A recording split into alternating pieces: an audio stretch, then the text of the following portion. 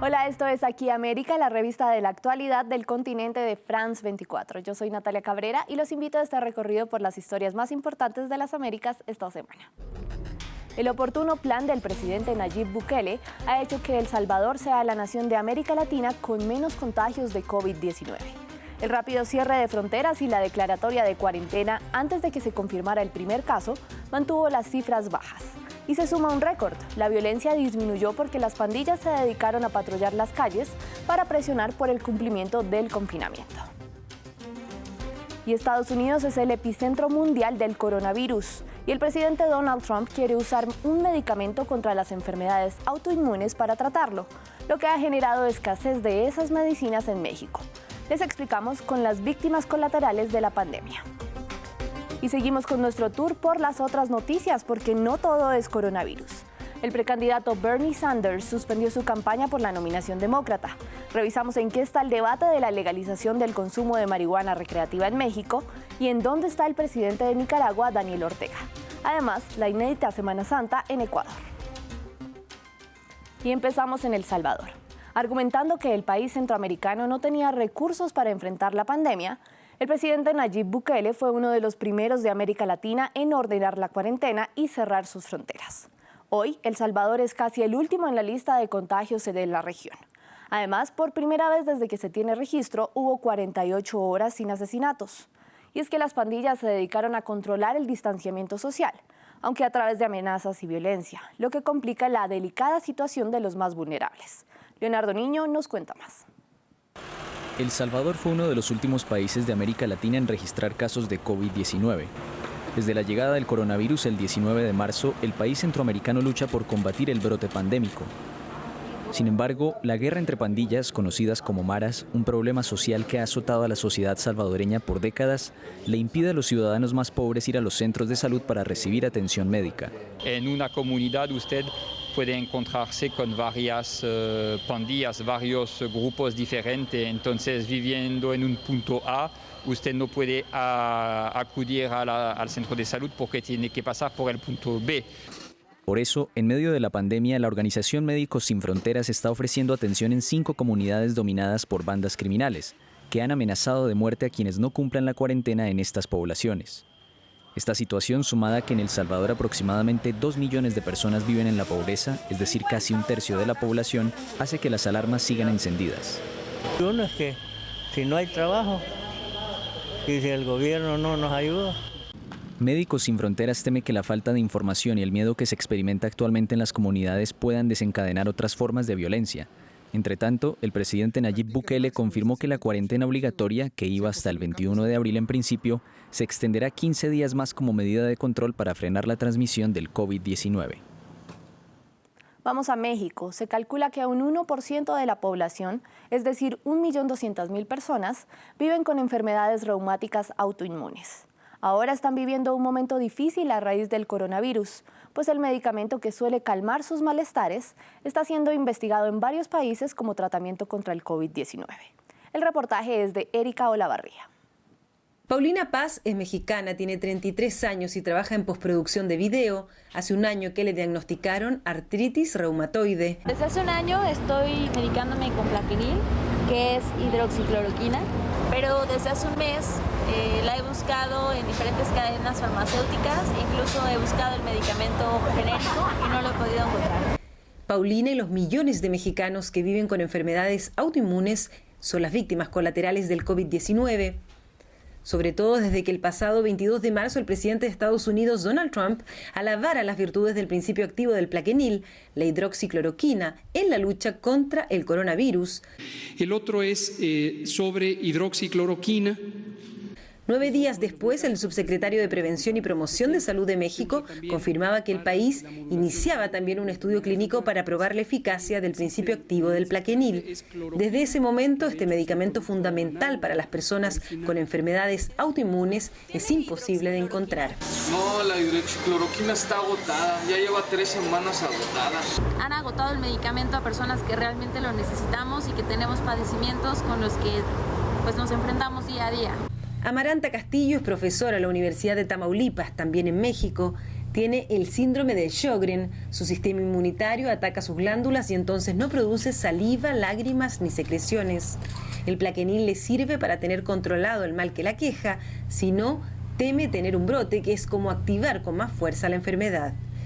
Y esos brotes más fuertes sí pueden generar problemas más complejos a nuestro organismo, que van a incluso a algunos de nosotros nos pueden incapacitar de por vida.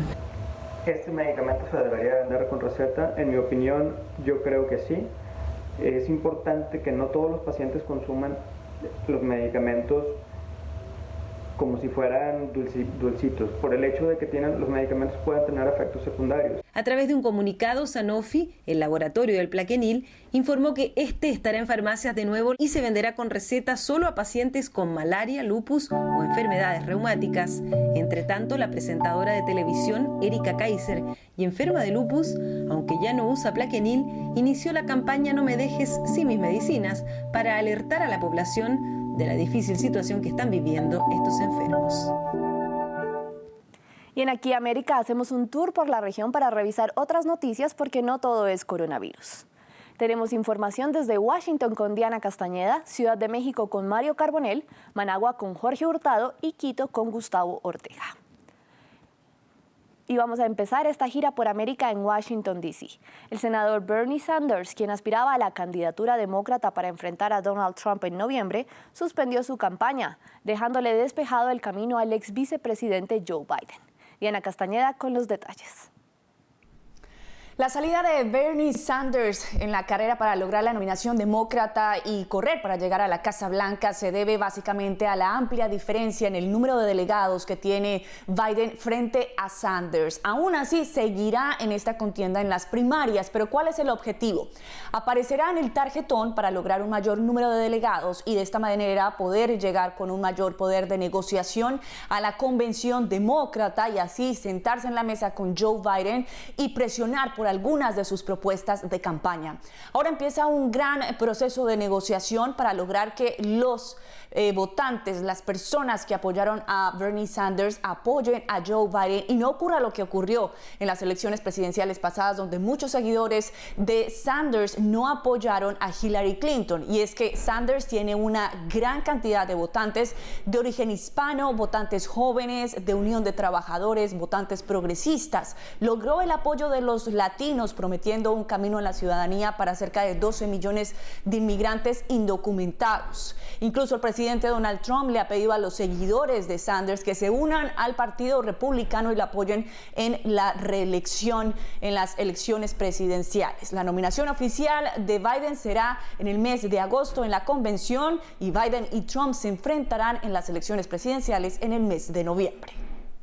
Seguimos nuestro recorrido por América en México. El Senado tiene hasta el 30 de abril para regular el consumo de cannabis con fines recreativos. Nuestro corresponsal Mario Carbonell nos cuenta en qué van las sesiones legislativas. En México, uno de los tantos temas que han sido relegados de la atención pública por la pandemia de COVID-19 es uno importante por sus implicaciones económicas y en materia de salud. Se trata de la regulación del cannabis. El 4 de marzo, en comisiones del Senado de la República, fue aprobado ya el dictamen que crea una ley para regular el cannabis y aunque actualmente los senadores continúan con sesiones virtuales, el tema ha sido puesto en pausa. En la sociedad era un asunto que encendió el debate público toda vez que hay sectores que empujan a su inmediata regulación argumentando que México está perdiendo una oportunidad de participar en un mercado multimillonario. Otros sectores aducen que es tiempo ya de poner en práctica los beneficios medicinales de esta planta. Sin embargo, hay también quienes se oponen al argumentar que generaría más daños de los beneficios que podría traer y que se desatarían, por ejemplo, más adicciones. Es un tema que hoy la sociedad tiene un poco en el olvido, pero que sin duda recobrará auge una vez que pase esta contingencia sanitaria. Vamos a Nicaragua, donde crecieron los rumores sobre el estado de salud del presidente Daniel Ortega. ¿Por qué? Nos explica nuestro corresponsal en Managua, Jorge Hurtado. Se sabe muy poco acerca de la salud del mandatario nicaragüense de 74 años. Daniel Ortega fue visto por última vez el 12 de marzo pasado durante un encuentro virtual que sostuvo con presidentes de la región centroamericana precisamente para abordar cómo Centroamérica enfrentaría la pandemia del coronavirus. Quien está a cargo de las gestiones, al menos públicamente, es Rosario Murillo. Ella hace llamadas telefónicas a diario a los medios de comunicación que controla su familia. Regularmente brinda informes acerca del avance del COVID-19 en Nicaragua o anuncia actividades que su gobierno está promoviendo. Esto inquieta mucho a la población nicaragüense, inclusive a la comunidad internacional.